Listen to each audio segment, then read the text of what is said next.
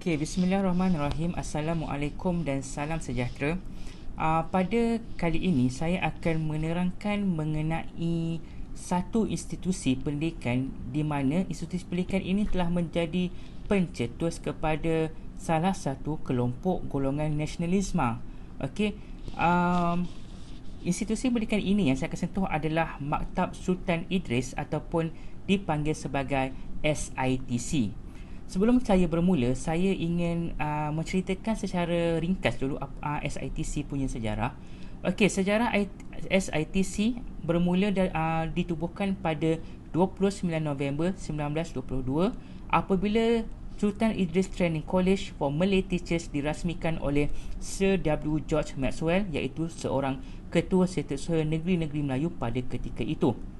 Okey, untuk kali ini saya punya penerangan mengenai SITC lebih merujuk kepada buku William Rolfe, iaitu The Origin of Malay Nationalism, yang menyebut salah satu kelompok nasionalisme adalah nasionalisme di kalangan anak-anak tani ataupun anak-anak Melayu tani. Okey. Pada waktu tersebut telah ada dua kelompok nasionalisme yang lain, iaitu pertama nasionalisme yang berasaskan agama, di mana iaitu yang lebih kepada pengaruh Timur Tengah, okey, di mana tokohnya seperti Syed Syekh Al-Hadi dan juga Syekh Tahir Jalaluddin yang banyak mengambil idea-idea daripada Syekh Muhammad Abduh dan juga Rashid Ridha.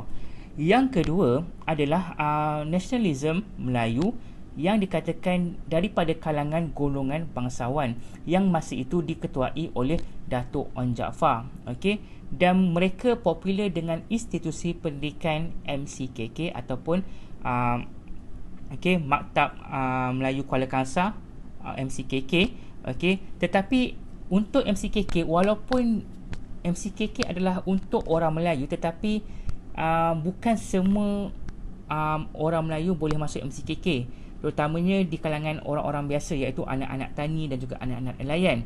Jadi untuk itu pihak British telah mewujudkan lagi satu institusi pendidikan dengan bertujuan untuk melatih anak-anak tani orang Melayu untuk melatih mereka menjadi guru. Sebab itulah ditubuhkan Maktab Sultan Idris SITC. Okey, dan kita lihat bagaimana pada waktu ini telah timbulnya kegairahan orang Melayu di luar bandar untuk mendapatkan pelajaran duniawi. Okey. Pada waktu tersebut hanya ada sekolah anak negeri yang diperkenalkan oleh Wilkinson. Alright. Tetapi setakat sekolah sahaja, tidak ada kemajuan selepas itu. Jadi asal penubuhan SITC oleh British sebenarnya adalah untuk melahirkan guru-guru yang mahir untuk mengajar di sekolah anak-anak negeri. Maknanya SITC ni tujuan asalnya di mana British ingin anak-anak negeri yang cemerlang dihantar ke SITC untuk dilatih menjadi seorang guru, kemudian dihantar kembali ke kampung untuk mengajar anak-anak kampung yang lain. Okey, itulah tujuan asal ditubuhkan SITC.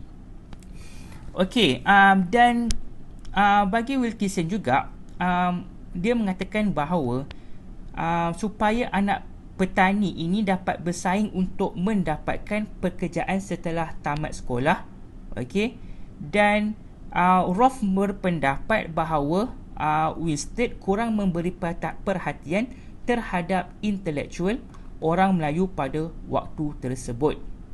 Okey, dan hasil daripada ini kita dapat melihat sistem pendidikan di Malaysia waktu itu telah terbahagi kepada dua, iaitu satu MCKK yang dikatakan menjadi pusat pendidikan orang-orang elit dan orang-orang kaya, dan satu lagi adalah SITC yang menjadi pusat pendidikan bagi masyarakat tani dan nelayan.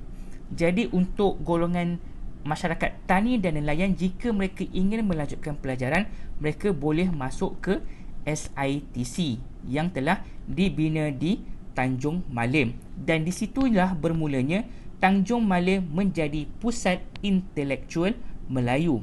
Okey. Guru pertama SITC adalah Dusek yang telah menjadi guru besar di SITC selama 14 tahun. Okey, dan kita boleh lihat antara sumbangan Dusek di dalam sistem pendidikan Malaysia adalah dengan menubuhkan SITC sebagai menjadikan SITC sebagai mercu tanda sistem pendidikan anak negeri. Okey.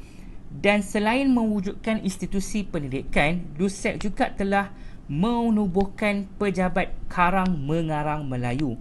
Okey, di sini di mana lepas ini di mana pejabat ini telah mencetuskan pelbagai penerbitan oleh kelompok mereka yang belajar di SITC. Dan SITC juga telah memberi peluang terutamanya kepada golongan anak-anak tani dan anak-anak nelayan untuk mengembangkan intelektual mereka. Okey. Dan penubuhan SITC juga telah meredakan sedikit kemarahan orang Melayu terhadap penjajah British. Okey. Dan pada waktu tersebut kita melihat bagaimana SITC telah berjaya melahirkan intelektual daripada kalangan Melayu tani dan juga nelayan. Okey. Jadi kita lihat bagaimana penuntut SITC menganggap mereka hanya diberikan pendidikan yang lebih rendah dari yang sepatutnya dalam menghadapi dunia yang lebih moden. Di sini maksudnya, walaupun telah dibuka SITC, masih wujud rasa tidak puas hati di kalangan penuntut SITC sendiri kerana mereka merasakan bahawasanya mereka boleh dapat yang lebih, pendidikan yang lebih berbanding apa yang mereka terima. Dan antara tokoh yang lantang menulis dalam membangkitkan nasionalisme di SITC antaranya seperti Zainal Abidin Ahmad atau kita kenali sebagai Pendeta Zakbar. Dan kita boleh melihat antara tulisan awal karya Zakbar yang mengkritik masyarakat Melayu adalah karya The Poverty of Malays. Di mana Zakbar menulis mengenai masyarakat Melayu Muslim yang lemah politik, ekonomi dan rendah kebudayaan berbanding dengan orang asing. Tapi di sini kita perlu faham, kritikan seperti Zakbar ini kepada masyarakat Melayu bukanlah untuk melemahkan orang Melayu, tetapi kritikan oleh Zakbar ini adalah untuk orang kata mewujudkan rasa kebangkitan untuk menentang atau mengembangkan intelektual mereka. Kerana pada waktu tersebut mengikut Zakbar, orang Melayu ini dia sangat lemah dari segi politik, ekonomi dan juga budaya berbanding British. Dan kita lihat bagaimana selain Zakbar, ada juga penuntut SITC yang melihat keadaan sekeliling dan merasakan mereka sangat jauh tercicir. Dan inilah yang telah mewujudkan semangat revolusioner dan suka bertanya yang sebelum ini tidak diamalkan menurut Rolfe. Dan di situ wujudnya majalah Guru, iaitu sebuah majalah perintis kepada cerita-cerita pendek Melayu moden. Tetapi cerita-cerita pendek ini bukanlah sesuatu cerita biasa, tetapi lebih kepada kritikan sosial, terutamanya kepada masyarakat Melayu dan juga penjajah. Dan kumpulan ini banyak dipengaruhi oleh sastra Indonesia yang menggunakan bahasa Melayu yang giat berkembang sekitar tahun 1920-an. Dan perkara ini telah memberi kesan kepada nasionalisme dalam menimbulkan semangat kepada orang Melayu di Tanah Melayu pada ketika itu. Jadi, ada kumpulan penuntut SITC yang tertarik dengan semangat gigih dan sifat percaya diri kaum intelek dan orang politik di Indonesia. Jadi mereka melihat bahawa kenapa mereka ingin ambil contoh di Indonesia kerana bukanlah mereka tak nak follow nasionalisme yang kelompok Timur Tengah dan juga yang golongan elit, tetapi mereka melihat bahawa kedua-dua nasionalisme ini tidak sesuai dengan mereka. Sebagai contoh, untuk kelompok nasionalisme yang pengaruh daripada Timur Tengah, mula-mula mereka follow kelompok tersebut, tetapi apabila kelompok tersebut dilihat mula memainkan isu-isu mengenai institusi beraja, mereka mula menjauhkan diri daripada kelompok pembaharu. Kerana pada waktu tersebut, orang Melayu sangat taat setia kepada raja dan juga sultan. Manakala untuk kelompok elit, nationalism elit, mereka merasakan bahawa kelompok tersebut tidak cukup dalam memperjuangkan nationalism kerana mereka ini mempunyai hubungan baik dengan pihak British. Jadi sebab itulah apabila intelek-intelek ini berkumpul di SITC dan mereka mendapat bahan-bahan bacaan daripada Indonesia, mereka telah mewujudkan satu gerakan nasionalisme baru. Okey. Dan mereka juga dikelar sebagai nasionalisme Melayu dan mereka gelar diri mereka sebagai kelompok anak negeri. Okey. Dan sama juga pada waktu tersebut mereka juga banyak menimbulkan semangat nasionalisme melalui penerbitan seperti akhbar, majalah, dan sebagainya.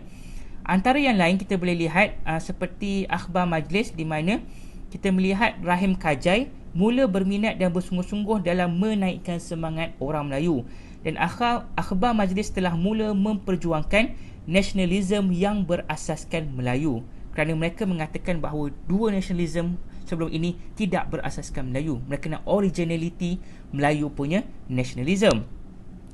Dan pada waktu itu ketika Ibrahim Haji Yaakob menjadi pengarang akhbar majlis, akhbar tersebut bersifat lebih radikal dan terpengaruh dengan gerakan politik yang berlaku di Indonesia.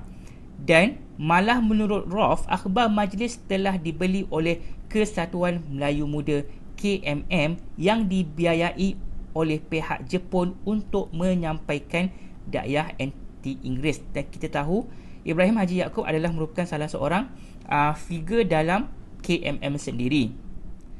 Dan kita boleh melihat selain itu tokoh-tokoh lain seperti Harun Muhammad Amin atau juga dikenali sebagai Harun Aminur Rashid, iaitu seorang lepasan pertama SITC yang menulis novel panjang, kerana before this mereka hanya menulis cerita-cerita pendek melalui novel panjang Melo Kuala Lumpur.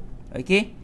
Dan pada tahun 1930, 35 orang penuntut SITC yang dipimpin oleh Ibrahim Yaakob sendiri telah menubuhkan gerakan Belia Malaysia untuk menyatukan bahasa Melayu dan bahasa Indonesia. Walau bagaimanapun, gerakan Belia Malaysia ini adalah sebuah gerakan di dalam SITC sahaja dan tidak keluar untuk menjadi sebuah gerakan politik. Okey, kerana selepas itu mereka yang mempunyai orang kata cenderung kepada politik seperti Ibrahim Yaakob sendiri, Hassan Manan, Abdul Karim Rashid dan Isa Muhammad Mahmud, mereka semua aktif dalam KMM dan juga sebelum itu KMM dulu, dan kemudian mereka aktif dalam Parti Nasional Indonesia. Okey, so itu adalah sedikit sebanyak mengenai SITC, bagaimana SITC ini telah mewujudkan satu kelompok nasionalisme baru yang mereka mengatakan bahawa inilah sebuah gerakan nasionalisme yang berasaskan originality adalah masyarakat Melayu. Okey.